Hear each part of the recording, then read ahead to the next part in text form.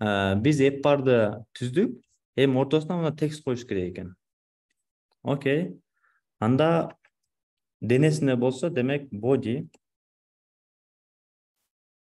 Мен буга app бардан кийин келип scaffoldго body берем. Body'sine column деген нерсе бир нерсени вертикаль тизип берет. Карасаңыздар, бул жакта биринчи текст турат, анан 0 деген сан турат. Ушундай вертикаль түзүп берет. Бул бир children алат. Могул нерсе листте, буну билесиздер. Ушул листке эми мен берем текст. Текстке эмнени берем? Могул you have pushed деген жазууну алам дагы.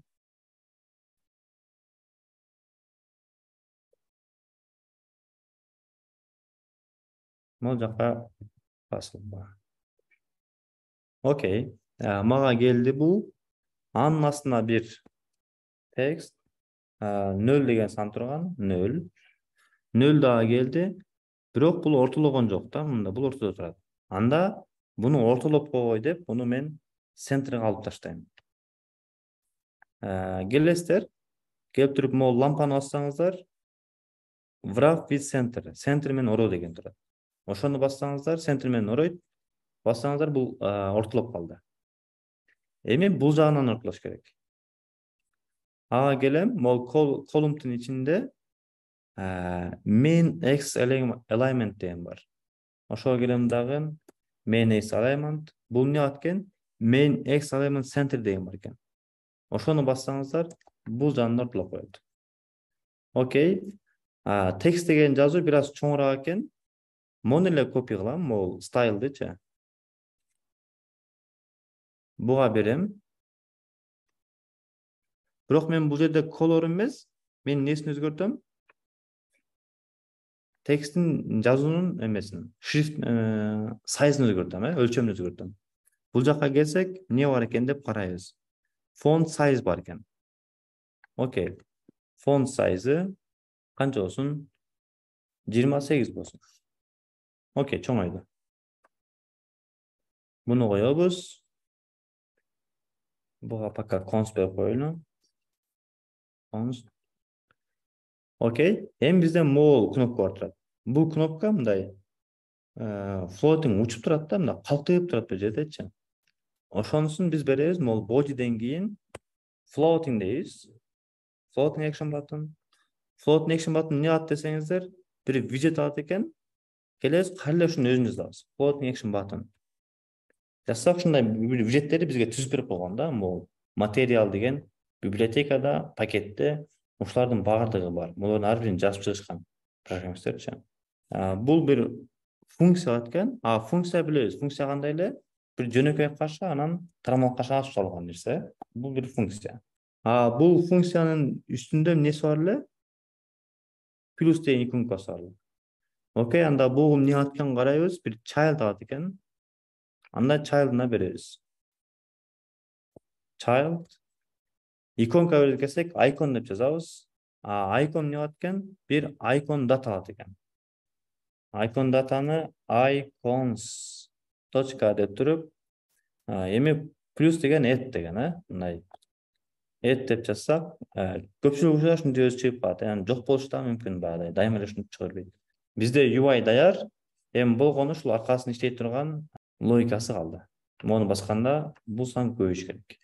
Бул жактан окуп айтып берсек болот. Материал деген мындай нерсе кылат, мындай пропертилери бар. Бирок андай кылсак, балким бир эле widgetке 3-4 саат кетип калат. Ошон үчүн анте албайбыз. Буну кандай кыласыздар? Бул бир себеби эмнеге кылбайбыз? Мен дагы толук билбейм. Бирок могул жактан окуп үйрөнсөк болот, могул эмне экени деталдуучу. Бирок кереги жок да. Андан көрө ал колдон. Буларды кантип колдонобуз? Кечке Flutter кодун жазабыз, анан көнүп калабыз ушул нерсегечи. Dart кодунда биз логика менен иштегенибиз үчүн, себеби ал жактан биз өзүбүз беребиз да. Эч ким бизди заставить этпейт, сен буга мындай беришиңиз керек, сен же буга мындай беришиң керек деп. Эч ким бизди кыйнабайт. Ал жакта баарын өзүбүз нөлдөн кургандыгыбыз үчүн ал жакта деталдуу баарын түшүндүрсөк болот. Ал эми бул жерде могул материалды биз жазган эмеспиз. Буну башка бирөө жазган, башка бир программист жазган. Ошол жазгандыгы үчүн бул жакта бул нерселерди бере аласың, бул нерселерди берсең, бул жакта бул нерселер иштейт деген үчүн башка нерсеникин окуш керек да. Биз эми аны кылбайбыз. Аны болгону ушинтип алып, колдонуп, тажрыйба менен үйрөнүп калабыз. Биз UI-ны даярдап алдык. Эми могул функцияны басканда могул сан 0, 1ге, 2ге, 3ге деп көбөйүп кетиш керек, Ал үчүн бизге эмне керек? Бир өзгөрүлмө керек. Мону биз бир нерсеге кармаш керек да, 0-дү, 1ди, 2ни депчи. Ошол өзгөрмөнү атайлы. 1, 2, 3 бул integer. Integer жазабыз. Так, өзгөрүлмөгө ат берсек, эмне деген ат берсек? Мурда counter болчу, азыр да counter деп коелу. Counter. Барабар эң баштапкы абалы канча? 0. Мону өчүрүп коюшубузду каалайт. Сиздерде ушундай ката чыгат, анан мону өчүрүп коесуздар. Ол const дегенде. Буну кийин айтабыз, эмне экенин. Ар бир нерсенин өзүнүн себеби бар. Жөндөн-жөн болуп калбайт да. Просто так эмес. Айтабыз, могул const эмнеге өчүртабыз, эмнеге могул жерде сары чыгып атат. Айтабыз буюрса. Могул 0-дү биз бул жака колдонушубуз керек. Анда бул жерге келип туруп $, деп, анан counter дейбиз, Десек бул ката берет. Анда бул жерде const өчүрүп коебуз. Анан кайра бул жактара const берип чыгыш керек. Бербесеңиз да ишинче болбойт, бирок могул көк менен белгиленсе, демек Flutter өз сунуштарат. Келесиздер, command менен, жосом control менен точканы бассаңыздар, мондой нерсе чыгат. Же болбосо аны баспасаңыздар, жөн эле бул жака келип, могул жерде белгиледиңиздер да. Анан бул жакта лампа чыгат. Лампаны басып туруп, add const деген бассаңыздар өзү келип белгилеп коет. Бул жактан деле могул жерге келебиз. Лампаны басабыз, add const басып коебуз. Окей. Азыр count болду. Мисалы мен count'ты 7 десем, мага 7-ни көрсөтөт. Бир суроо бар эле да. Аха. Кечиресиз, сабагыңызды берип койдум. Могу азыр const'у бердиңиз го сиз. Const'у берген жердечи. Бул жактагы const'бу же бул жактагы const'бу? Айырмасы жок. Негизи могу коддун ичинде, биз жазып аткан коддун ичинде кайсы бир жерге const бериле турган болсо, бул Flutter'дын өзүнүн настройкаларынан автоматически control S басканда автоматически бериле тургандай кылып койсо болот экен го, Болот, болот. Ошондой. Мен видеодон көрдүм да, бирок кантип берет экенин билбейт экенмин. Келдик. Эми ушул. Муну кайра 0 айлантып коелу. Кайра 0 менен келди. Эми ушуну мону басканда, могул 10%ти басканда, сан көбөйүш керек. Буга мисалы мен print десем, print count. Count, Келдим, бастым. Мага могул жактан 0 жазып берет. Азыр 11 жолу басып койдум, 11 жолдон 0 деп чыгарды. Эми мен ушул жерге айтам. Биринчи counter'ди 1-1ге көбөйт, то есть counter'ге 1ди кош, анан counter'ди чыгар. Мен кайра буну бастым дагы, кайра келип туруп, муну бир аз чоңойтуп коеюн, көрүнсүн. Мону бастым. Карасаңыздар, counter көбөйүп атат. 1, 2, 3, 4, 5, 6 деп. Бирок UI-да көрүнбөйт атат. Мен биякта мынданы бассам, бияк 6 болуп калды.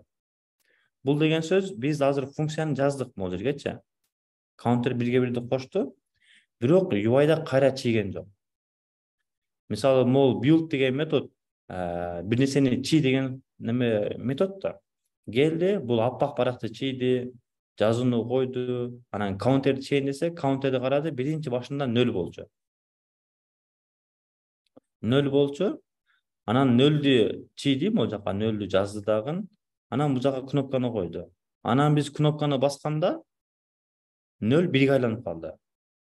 Бирок бул жакта уже 0 деп чийилип калган да, ошон үчүн бул жактан 0 бойдон турат. Биз эмне кылышыбыз керек? Ошон үчүн могул build методун кайра дагы бир жолу иштет деш керек. Бул 1 болуп калды, сен дагы бир жолу өзүң иштет деш керек. Ал үчүн бизде эмне бар? Stateful деген бюджет бар. Келебиз, бул жака келип convert to stateful десек, statefulга которуп коет, анан бул жака муну коюп коебуз. Stateful деген бюджет бар. Ошону колдонсок, бул жакта setState деген нерсени колдонобуз да. мен неме кылайынчы, кайра бул жакта кагылайынчы. Мен ошол нерсени кайра build дегенди кайра дагы бир жолу чакырыш үчүн мен set state деген нерсени колдонушум керек. Аха, бузуп кор. Буйрук. Ооба, буйрук бузуп кур деген текстеги. Set state деген нерсе. А бирок карасаңыздар, set state деген нерсе, то есть метод менде чыкпай атат да болчу. Чыкпай атат. Мен муну колдоно албайм. Себеби мен stateless widget колдонгом. Set state деген методду колдонуш үчүн мен stateful widget колдонушум керек. Ошон үчүн азыр stateful колдонобуз. Карасаңыздар, эми бул жак ката бербей калды. Counter бирге бирди кошкондон кийин могу build методу кайра чакырса, бул 1 болуп калат. Анан чийгенде бул жак 1, уже 1 чийип калат. Келсек, буну бассам, мына уже 1, 2, 3, 4, 5, 6 иштеп калды. Counter ушул.